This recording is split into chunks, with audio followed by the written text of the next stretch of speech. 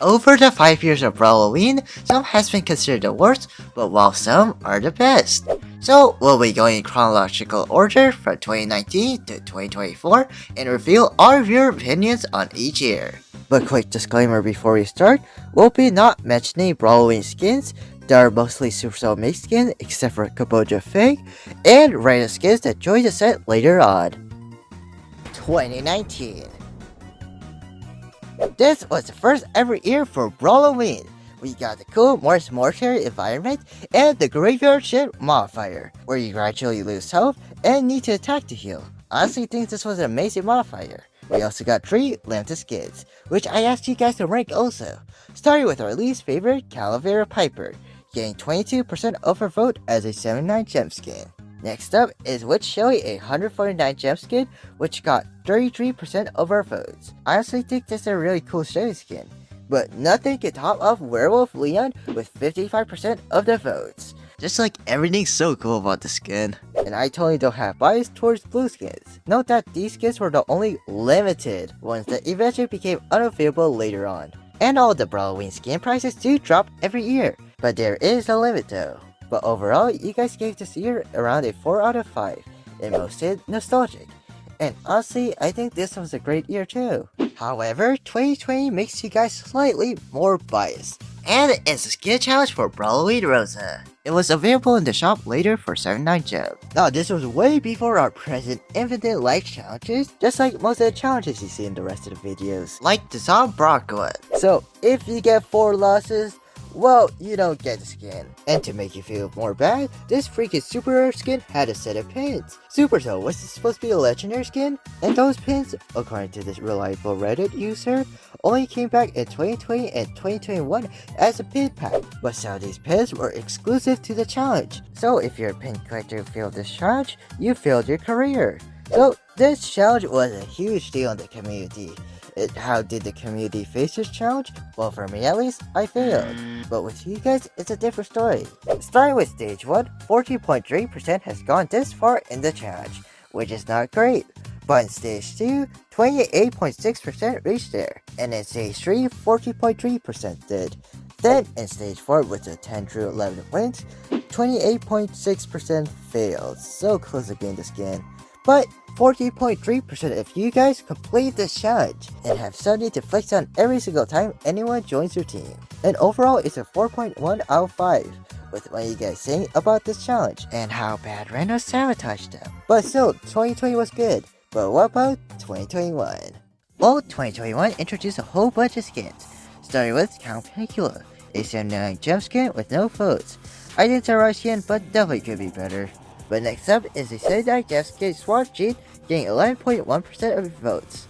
Honestly, it's a really good value for the price. But Ghost Squeak has even more value, getting 22.2% of the votes. You see, at this point in time, there was 49 gem skins, and Ghost Squeak was one of them. He had custom animation and as much value as a super rare skin. So this was a whole lot of value for 49 gems. But nothing beats Head Rider Stew, a 149 gem skin getting 66.7% of your votes. This skin has so many cool effects and a very cool animation. Definitely a good skin to get. But speaking of skins, this was the last year to get the 3 OG skins.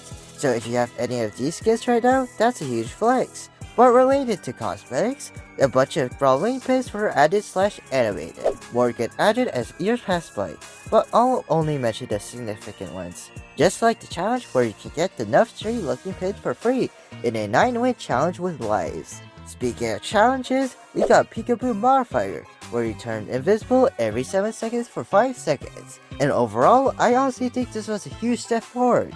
And you guys also have the same idea. You guys said it was amazing because of course nostalgia and all these cool skins, which I still agree also, giving this a 4.2 out of 5. But 2022 is when they kinda take a step back. 2022. Now, 2022 brought way less things compared to the previous years, but hey, it did introduce some new skins, like the 29 gem skin Zom Brock, which is none of your favorites, being winnable for free in a 12-win challenge with, of course, lives, which most of us did win. But the two other skins introduced were the 149 gem skin, Frank and Grom, which is the second best according to you guys, and the best value out of them is Trick or Treat Leon, a 49 gem skin with as much value as a super rare skin. And that's pretty much all the new things, which is why it got 3.8, at this point it's kinda getting repetitive, and of course it feels downgraded. But hey, 2023 can't screw things up, right? It introduced so many good features that year, so they can't possibly do anything wrong, right? Well, dear viewers, let's start with some bad news. During the Bling update, they removed 49 gem skins and turned them into 79 gem skins, which means Ghost Squeak and Trick or Treat Leon got inflated in price. But they did release 3 new Brawl-O-Ween skins. First off is a remake of Witch Shelly as Hoothoot Shelly, which is a mythic skin, and the Werewolf Leon remake as White Wolf Leon, also a mythic skin. Also alongside that is a Supercell winner Kabosha Fang, an epic skin joining Brawl-O-Ween. And as you can tell, these skins are pretty pricey, but it's nice that they did return them back in a good way. And in addition, we got Pumpkin Plunder, basically Present Plunder, but it's Brawl-O-Ween. And yeah, you guys gave it a 3.9, with our real complaint being that the skins are too expensive and Brawl-O-Ween's getting way too repetitive. And now the present day of 2024 with Brawl-O-Ween. This year they went bonkers with their skins. We got Fan Primo, a 29 gem skin, which kinda looks cursed, getting 0 of the votes. Putrid Pam, a 149 gem skin, that surprisingly also got 0 votes, but I honestly think it's pretty cool, but maybe a bit overpriced.